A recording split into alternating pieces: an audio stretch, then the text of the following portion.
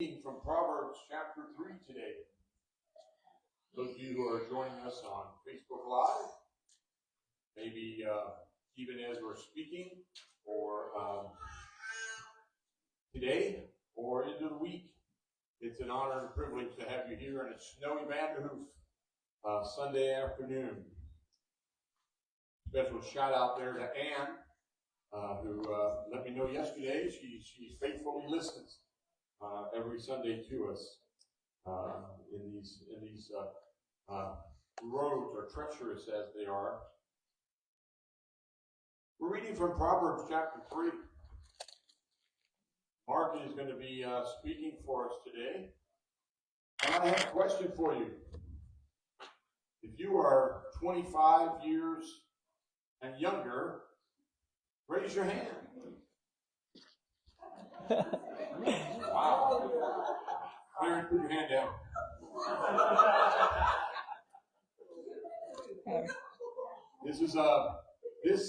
These passages of Scripture, Proverbs 1, 2, 3, 4, 5, 6, 7, 8, are written for your generation and written for you specifically. And so, young people, you would do well to read Proverbs. And what we're going to read today is incredibly powerful. And so, in honor of reading God's Word, I invite you to stand.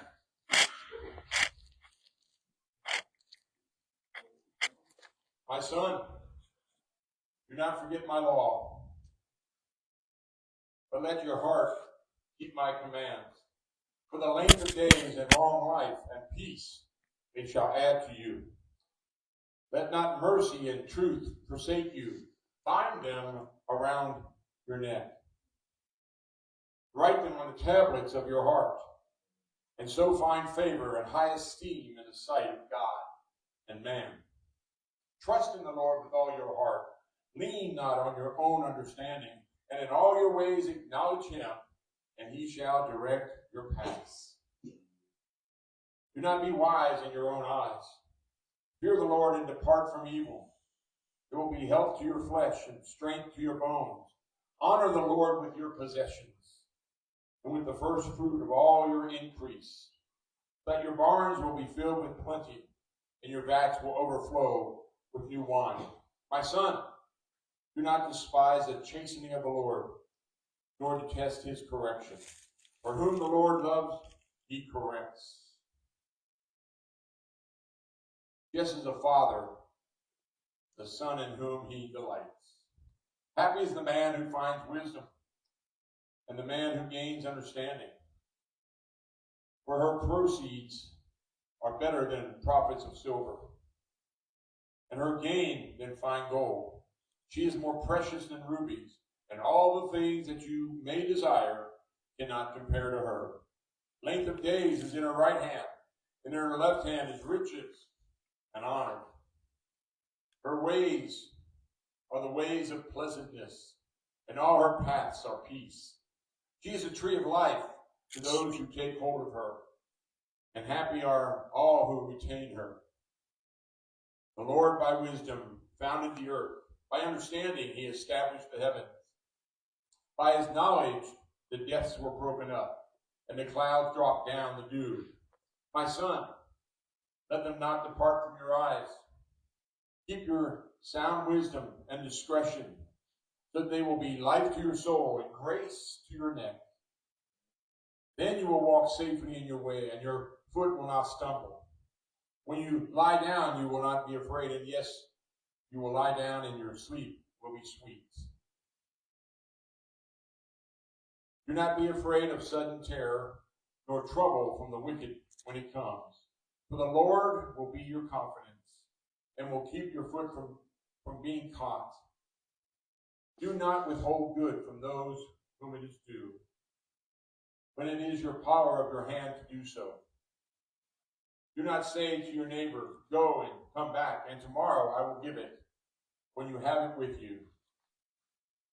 Do not devise evil against your neighbor, for he dwells by you for safety's sake.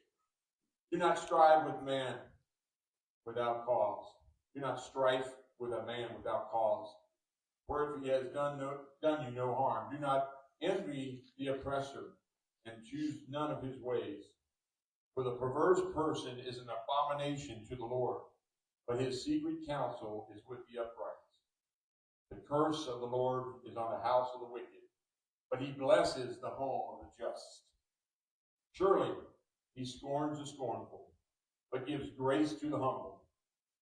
The wise shall inherit glory, but shame shall be the legacy of fools. And the church said, Amen. Amen. God bless you. You may be seated.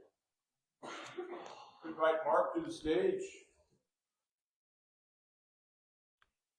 Hello. It is a blessing and an honor to have you here, Mark. And Thank you so much. thank you for sharing God's word with us today.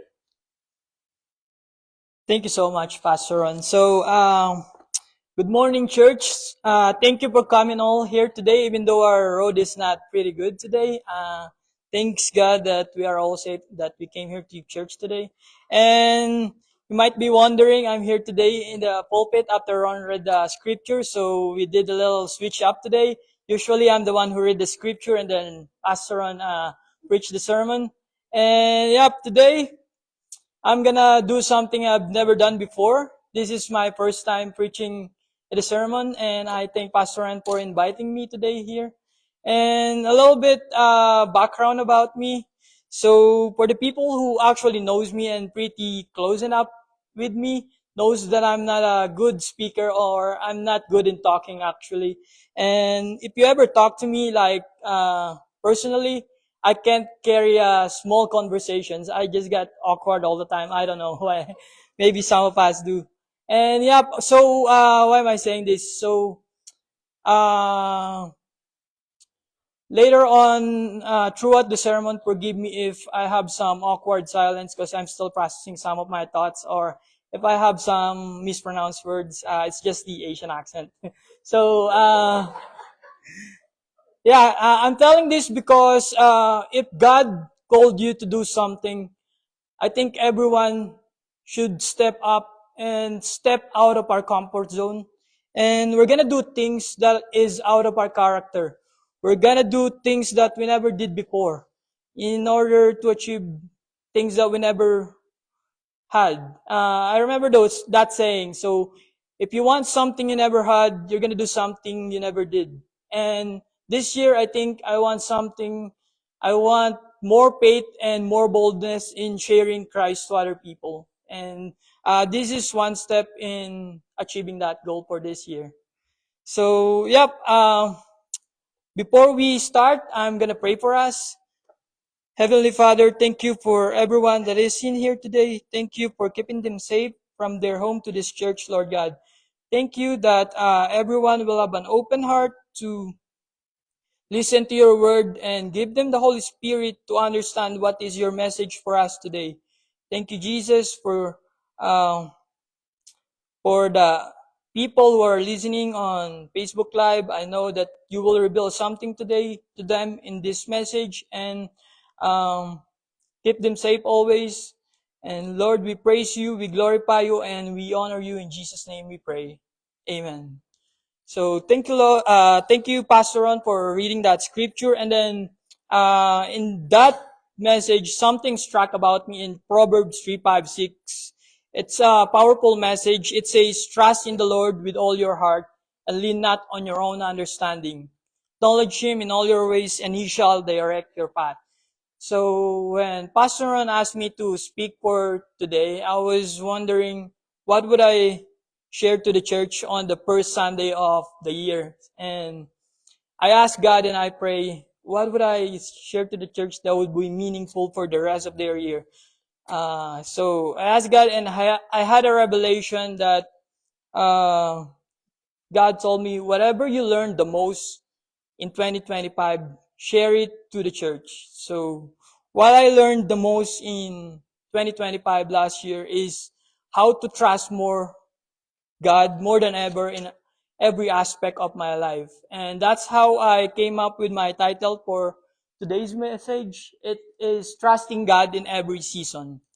So trust is fundamental thing in building relationship with other people, and it's our foundation of our faith with God. And this message is a little bit personal to me because as you may know, I'm an immigrant and I wasn't really born from here. And there was a lot of immigration rules that changes back last year, and we may have to come back home in the Philippines. And I pray to God that whenever your plan is in my life, I trust and I pray and I put my faith in you that whatever it is, I know it's for the best and all things work together for my good. So whatever your plan is in our life, I trust you and I put my faith in you. And this is what God taught me last 2025. And I want it a little bit personal for you too. So I will be interacting with all of you, and throughout the sermon, I may have asked some questions, but you don't have to answer it out loud. You can answer it in your mind quietly. But yep, my first question to you, it's personal, and please answer it honestly with your personal answer. Who do you trust? So I'll give you 5 seconds to ever think on who do you trust. Do you trust your family? Do you trust for the married people, do you trust your spouses? Do you trust your children? For the young people, do you trust your parents? I'm gonna ask the men in here, raise your hand if you trust your wives. Oh, I think the fastest one who raised their hands are the ones sitting beside their wives. So yeah, for men again, raise your hand if you believe your wife when they say they'll be ready in 5 minutes. Oh, not that many anymore. At least we're honest though. For the ladies, raise your hand if you trust your husband. Amen. And raise your hand if you believe your husband when he says, yeah, I'll fix that later. Even though it's been, there's not many too. Even though you've asked him 2 weeks ago already. So yeah, for the young people, do you trust your parents do you trust your parents that they will support you to the future you want to have? Amen. And for the parents, do you trust your kids when they said that they'll go to their friend's house and they will do some school project and they will not mess around? Oh no. So yeah, trust is a very important thing in our faith, and this is the foundation of our faith in God. So we will talk about trust today, and we will talk on what the Bible says on who should we trust. And spoiler alert, we know it's God, but we're gonna talk a man in the Bible who trusted God in every season of his life, in the seasons of joy and prosperity, in the seasons of pain and loss, in the seasons of waiting, in the seasons of breakthrough. He trusted God more than his family. He trusted God more than his friends. And most importantly, he trusted God more than himself. Anyone guess who are we talking today? Today, we're going to talk about Job. So this is the story of Job. It's actually hard reading for me because there was a lot of things that happened to Job. And in the verse 1, there was a man in the land of Uz whose name was Job. And that man was blameless, upright, and one who feared God and shunned evil. And 7 sons and 3 daughters were born to him. Also, his possessions were 7,000 sheep, 3,000 camels, 500 yoke of oxen, 500 female donkeys, and a very large household. So that this man was the greatest of all the people in the east.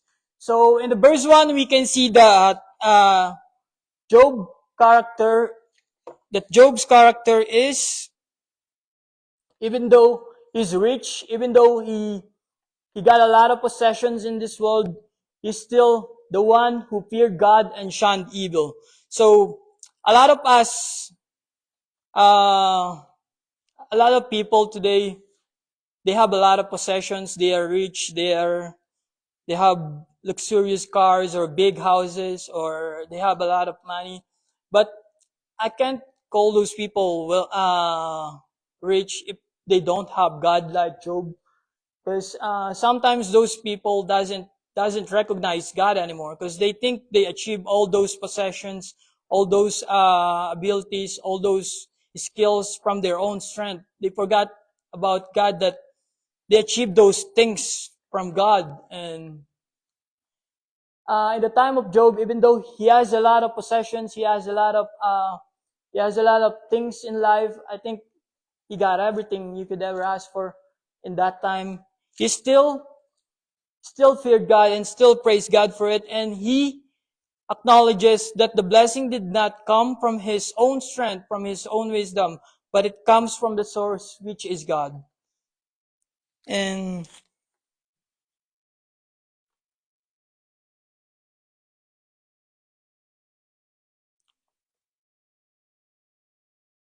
so next verse is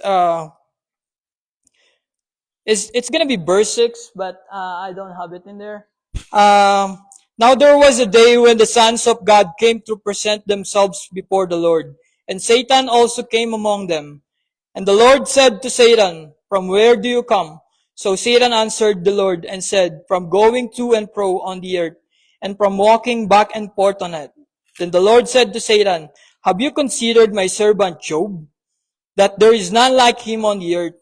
Oh, what a, what are you gonna feel when God boasts about you to the enemy? Like, have you considered this guy? He's upright man, and a blameless and upright man who fears God and shuns evil. So Satan answered the Lord and said, "Does Job fear God for nothing? Have you not made a hedge around him, around his house, around his household, and around all that he has on every side? You have blessed the work of his hands, and his possessions have increased in land. But now stretch out your hand and touch all that he has, and he surely curse you to your face." So we can see in these verses that Satan is challenging God, that um, Job only praise him because Job has everything. So he's challenging God that if Job doesn't have those things that he has, maybe Job will curse you. That's what Satan said. And the Lord said to Satan, "Behold, all that he has is in your power. Only do not lay a hand on his person." So Satan went out from the presence of the Lord. So we can see in this verse 12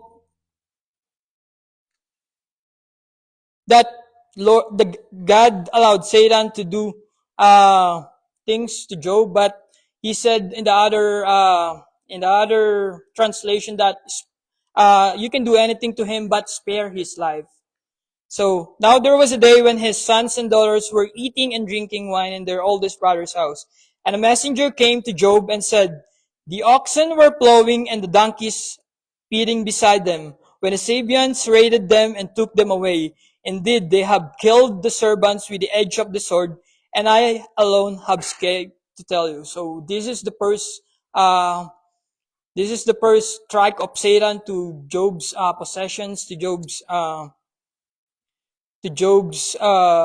wealth. So the Sabians raided and took away, and then only one servant came and then to tell it to Job. While he was still speaking, another also came and said, "The fire of God fell from heaven and burned up the ship and the servants and consumed them, and I alone have escaped to tell you." So the second ones are his ships. It all died and burned down. So while he was still speaking, imagine these people coming up one by one, and then they just bring just bad news to you. I wouldn't know what we're gonna feel about this, but I think it's gonna be hard for people when even though the first one was speaking to you, bringing you bad news is not done yet. There comes another one, then speaking, then it's a bad news again. So it's gonna be a hard read. The Chaldeans formed 3 bands, raided the camels, and took them away. Yes, and killed the servants with the edge of the sword. And I alone have escaped to tell you. So while he was still speaking, there's more. Another also came and said, your sons and daughters were eating and drinking wine in their oldest brother's house. So this one is going to be tough because the first one is only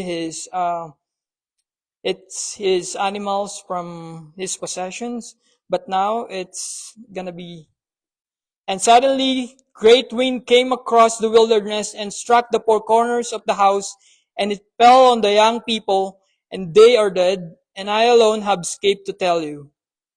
So we can see in here that this is Satan's last stroke from his first attempt on breaking Job's faith. The last attempt was he took Job's sons and daughters' lives with a storm. And I don't think any of us would have a positive response from those things that happened to Job. And it doesn't happen like a lot of gaps in the timeline, but it happens like all of a sudden. It just comes one bad news after another. And we're gonna see in verse 20 what Job's response to first strike of Satan in his faith. Then Job arose, tore his robe, and shaved his head, and he fell to the ground and worshipped. So I think Job's response is the perfect response that any man could ever have if he experienced this kind of tragedies in life. Instead of blaming God, like, why is this happening to me? Why is all my possessions, all my wealth are being taken away from me? What did I do wrong? But instead, he still worshiped God. And I think as a Christian, this is something we could learn from Job. And for the verse 21, and he said, naked I came from my mother's womb, and naked shall I return there. Then the Lord gave, and the Lord has taken away. Blessed be the name of the Lord. And I think in the verse 1, Satan took a lot from Job, and Job still has faith in God. And we can see all throughout the Bible that Satan did not give up on the first try, tempting people, even tempting Jesus. He didn't give up on the first try, tempting Jesus. He didn't give up on the second try, tempting Jesus. He tempted Jesus 3 times. And then I think it also applies to us. A lot of times Satan is tempting us, and if he tempted you on the first try, I don't think he will give up on the second try. That's why we need the faith. And the verse 1, Satan did not give up tempting Jesus after 1 try, and he will not give up tempting Job after the first try. So we're gonna go in Job chapter 2, verse 7. Again, there was a day when the sons of God came to present themselves before the Lord. And Satan came also among them to present himself before the Lord. And the Lord said to Satan, from where do you come? So Satan answered the Lord and said, from going to and fro on the earth, and from walking back and forth on it. Then the Lord said to Satan, have you considered my servant Job, that there is none like him on earth, a blameless and upright man, one who fears God and shuns evil, and still he holds fast to his integrity, even though you incited me against him to destroy him without cause, and said, skin for skin, yes, all that a man has he will give for his life. And then Satan told God again, but stretch out your hand now. Now touch his bone and his flesh, and he will surely curse you. So the first attempt of Satan is taking all Job's possession and taking Job's all wealth. And then the second one is he was asking God if Job have this some kind of disease. And then Satan thought Job will curse God and he said, he will surely curse you, your face. And the Lord said to Satan, behold, he is in your hand, but spare his life. So Satan went out from the presence of the Lord. We can see in this verse 6 that God is still in control. We can see that Satan cannot do anything to Job unless God allows him to do it to Job. Because he was asking permission in this verse 6. But God said, he is in your hand, but spare his life. In the verse, we can see that God is in control and Satan could not do anything that God would not let him to do to Job. And on the verse 8, and he took for himself a potsherd which to scrape himself while he sat in the midst of the ashes. So this kind of, verse 7. So Satan went out from the presence of the Lord and struck Job with painful boils from the sole of his foot to the crown of his head. I don't know what kind of disease is this, but it's a skin disease that made Job went out from his house and go to the dumpster, and then he was living in the city dumpster. So from the wealthiest man in the city, from a homeless man in the dumpster, that's what Job has gone far in this verse right now. And this painful boils and that was in his foot and in the crown of his head, it was so painful that he took himself a potsherd. Do you know a potsherd? It's like a broken thing of the pot. It's like a broken thing of the base, like a piece of the base, and then he scraped himself with it. So I cannot imagine how painful this thing that Job is experiencing in these verses. But yep. So we'll go on to the next verse. Then his wife said to him, do you still hold fast to your integrity? Curse God and die. And for the married people, this is why it's important to choose our partner in life carefully because of this verse in verse 9. My pastor told me back in the Philippines, the most important decisions in your life, first thing is accepting Jesus Christ as your Lord and Savior. And then the second one is, who will you marry? So, who are you going to marry? That's the second most important decision of your life. And we can see it on this verse, how Job's wife is responding to things that's happening from Job. But there are some commentaries that you cannot blame Job's wife for everything that he said in the Bible, because if you see your man that he lost everything, he had a disease that I don't know what disease is this, but it's so painful. But yep, I think what Job's wife is thinking here is just I think you might have done something. Why is this happening to you? And she said that you should curse God and die.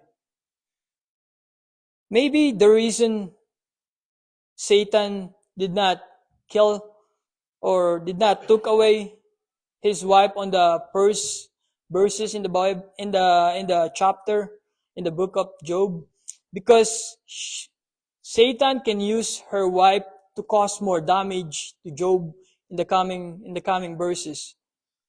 And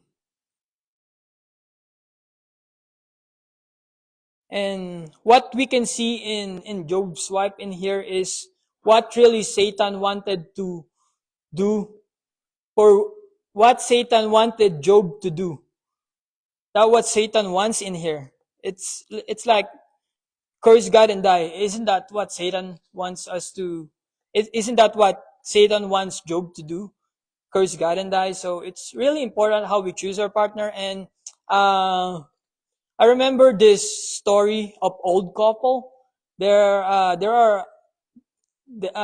an old couple, and they were married for a long time. And one night, they were sleeping, and the man woke up, and then he went to the kitchen, and then something's bothering him, and then he drink his coffee, and then he's staring in the window, and then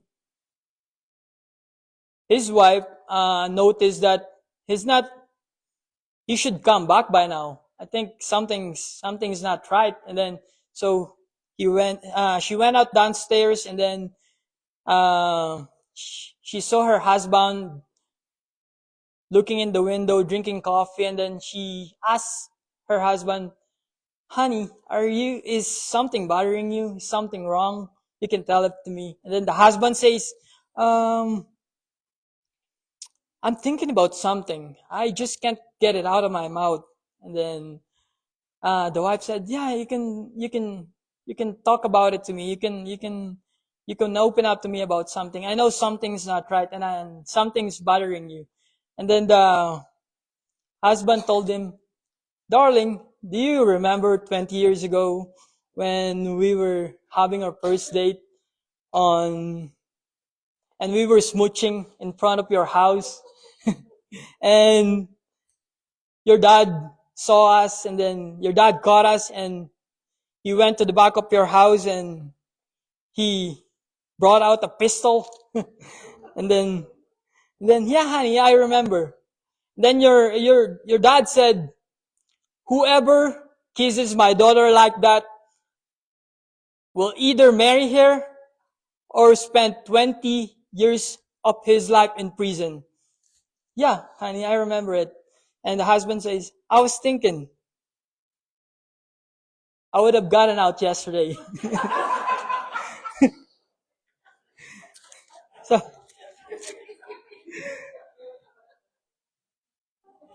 so yeah, before we continue, I just want to say to all the wives that don't ever underestimate your importance to your husband. Your husband cares about what you say more than anybody else. And your words of affirmation is the most important words your husband can hear. Don't ever think it doesn't matter, because every decision he'll make, you will have a part of it. And then we'll go on to the next verse.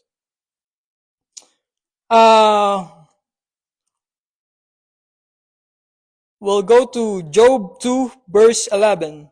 Now when Job's three friends heard all this adversity that had came upon him, each one came from his own place: Eliphaz the Temanite, Bildad the Shuhite, and Zophar the Ammonite. For they had made appointment together to come and mourn with him and to comfort him. And when they raised their eyes from afar and did not recognize him, they lifted their voice and wept, and each one tore his robe and sprinkled dust on his head toward heaven. So I think this is the good thing that Job's friend have done to him. First is they have a commitment to come together and to have an appointment and go visit Job and check up on him on how he's doing in life. And then I think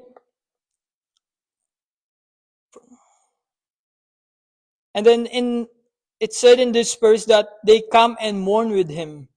and to comfort him. So they comforted Job and mourned with him. I think these are the good things that Job's friends did on these verses, and they did not just comfort him; they empathized with him, because it says in the verse, they raised their eyes from afar and did not recognize him.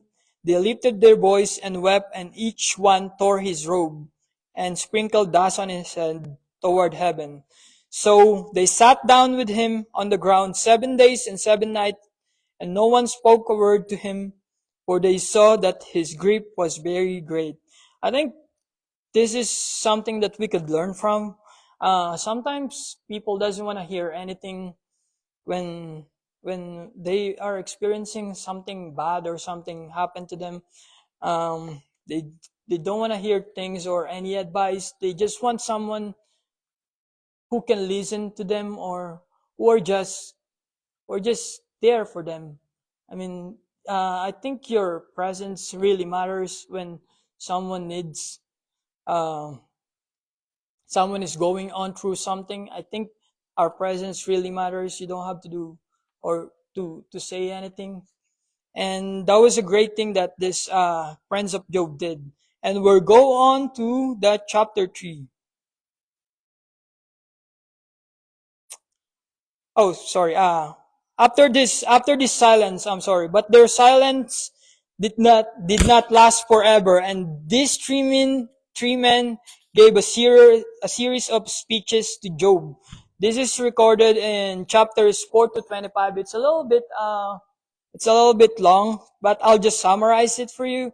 So the speeches of these three friends include many inaccuracies, primarily involving why God allowed people to suffer. Their overreaching belief was that Job was suffering because he had done something wrong. As a result, they repeatedly encouraged Job to admit his wrong and repent so that God would bless him again. So yeah, the Job's friend did not they break the silence. They couldn't hold it together, and then they made a comment of what's happening to Job, and they assumed that Job did something wrong about his life, but it doesn't actually say in the book that Job did anything wrong. It's just that uh, God is testing his faith, and then Satan did something uh, terrible to his life. And I remember this verse in James. It says, "My brothers and sisters, whenever you face trials and tribulations of any kind, consider it pure joy." And yep, my advice from you is, if you pray uh, for patience, uh, don't pray for patience, because God will give you tribulations. That's how God, uh, that's how you will get tribulation. That's how God teaches His children how to have patience. So the verse goes, "My brothers and sisters, whenever you face trials and tribulations, consider it pure joy, for the testing of your faith produces patience, and let patience have its full effect on you, making you complete and mature. But if you lack anything, ask the Lord, for He gives to all ungrudgingly and graciously. But if you ask the Lord, ask in faith and never in doubt, for the one who doubts is like a wave of the sea, driven and tossed around by the ocean. For the doubter is unstable-minded, and he must not expect to receive something from the Lord." And so everything that happened to Job, he still did not give away his faith to Satan. He still praises God. But I think if these things happen to us, we're gonna have some questions. We still have faith, but we're gonna have some questions. So in the verse, Job 13:20, I think Job 13:20, it says, Job demanded an answer from God. So it says, "Behold, my eyes has seen all this, my ear has heard and understood it. What you know, I also know. I am not inferior to you, but I would speak to the Almighty, and I desire to reason with God."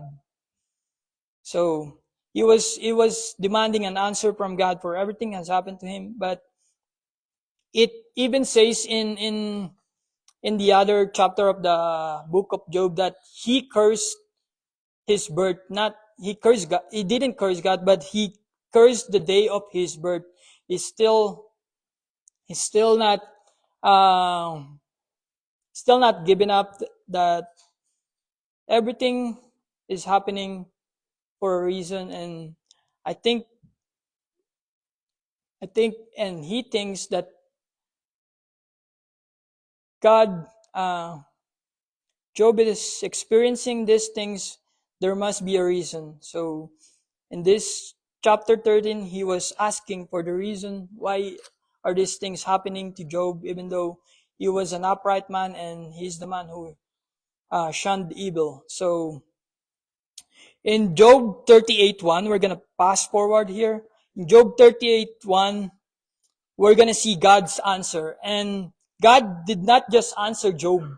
And this answer is uh I don't know how to put it, but if something happened to us like what happened to Job, I don't think any of us could accept some acceptable answers. Like you will people will just follow up more questions even if they receive an answer already, because they are not satisfied with their limited knowledge of what is happening on their lives. Um, so human minds are limited, but our God is infinite and He knows everything and how everything works. And I think that if God give Job like a normal answer in this coming verse, he will just follow up. So why and then why and then why? It's like a human nature to just follow up more questions if they don't understand something. So Job answered Job in this way. Uh, Job answered Job with more questions. So uh, Job asked him a question, and then God answered Job with the questions. And we will see in this verse Job 38:4, 38:12, and 38:19, and 38:32. These are God's answer to Job's demand. Where were you when I laid foundation of the earth? Have you ever in your days commanded the morning light? Where does light live? Or where does darkness reside? Can you lead out a constellation in its season? So it's just more question from God. And then by asking this question, God is not providing answers, but rather challenging Job's assumptions and highlighting his lack of understanding of God's vastness and the complexity of the world. The questions are designed to make Job realize that he cannot understand God's ways or the reasons behind suffering. God is not giving Job a simple explanation, but rather offering him a glimpse into vastness and power of the divine, ultimately leading Job to repent and acknowledge God's supremacy. So we can see God's answers here that uh, He created everything in this world for 7 days, and everything that science is have been discovered so far, it's aligning up with the Bible on what's written on the Bible. And then by asking these questions, he challenges Job's intellectual that if I made this thing, if I made all these things in just 7 days, could you understand if I reason with you? Could you understand if I answer directly your questions? So, yep. And in Job 42:10, we'll go in.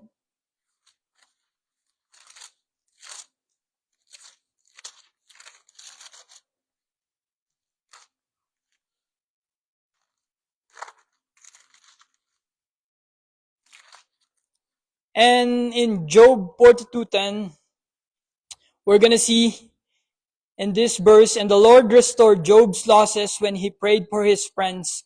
Indeed, the Lord gave Job twice as much as he had before. Then all his brothers, all his sisters, and all those who had been his acquaintances before came to him and ate food with him in this house, and they consoled him and comforted him all the adversity that the Lord had brought upon him. Each one gave him a piece of silver and a ring of gold. Now the Lord blessed the latter days of Job more than his beginning, for he had 14,000 sheep, 6,000 camels, 1,000 yoke of oxen, and 1,000 female donkeys. He also had 7 sons and 3 daughters, and he called the name of the first Jemimah, and the name of the second Keziah, and the name of the third Keren Hapuk.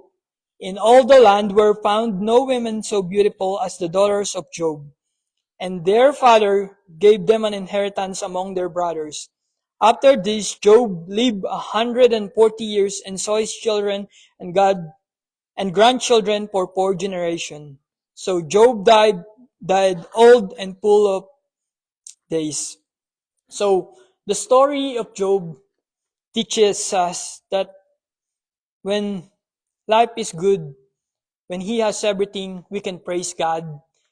And then when times are tough, when we have pain or we have losses in our lives, we can still praise God, and God is still good. And God is good, and He is constant.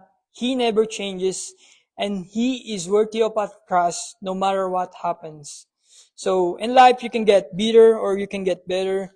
You can change your circumstances, but you can change the way how you respond to them. And don't look how big is your problem. Look how big your God is. So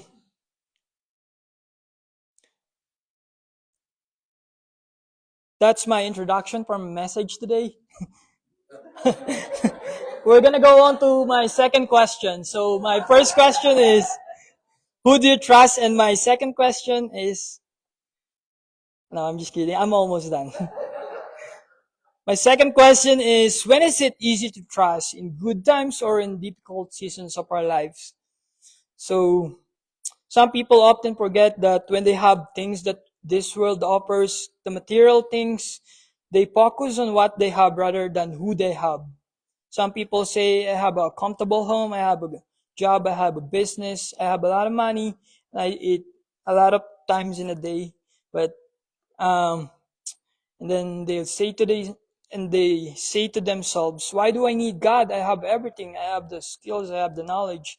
But they actually don't have everything. But if they have all these possessions, do they have peace? Do they have good relationship with their family? Do they think they serve their purpose in life? So, trusting God in every season. And there are a lot of seasons in this life. Like what I said earlier, there are seasons of blessings. There are seasons of pain. There are seasons of waiting, and there are seasons of breakthrough. And all these seasons, it's important on building our character and building our trust in God. Sometimes some of the seasons make us trust God easy, and some of them make us question God. But let us remember that whatever the season is, every season has a purpose, every trial has a lesson, and every waiting period has a reward. And God is not seasonal, He is constant. Whether you're in a season of joy, a season of struggle, and a season of silence, God is still God. So today, choose to trust Him, not only when life is good, but in every seasons of your life. And I'm closing in here, and I'm just gonna pray for us before we close. Lord Jesus, thank you for your message for us today. Thank you for reminding us that trusting you is our decision in our lives this year, 2026. We are beginning this 2026 fully trusting in your word and in your promises and in your truth in our lives.